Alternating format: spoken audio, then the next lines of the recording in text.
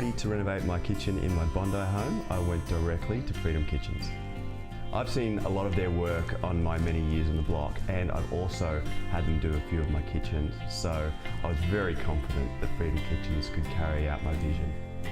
So from interpreting my designs to plans and helping me with selection of materials and finishes, Freedom Kitchens were able to help me bring my design to life. The kitchen trend I'm really loving at the moment, and the one that inspired my kitchen, is mixed tones and metallics grounded by the natural elements like timber and concrete.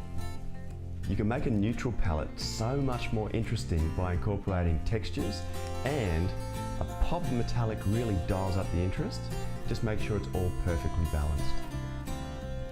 I decided to blend my new state-of-the-art fridge seamlessly into a wall of cabinetry in Freedom Kitchen's new metallic range in the colour Titan.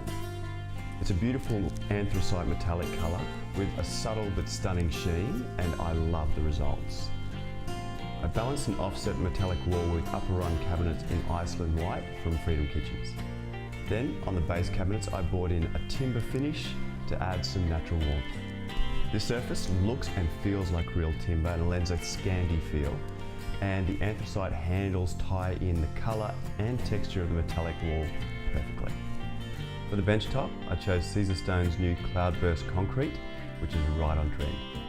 I chose a 30mm mitered edge and also an apron above the ovens, just for visual interest and also a substantial feel.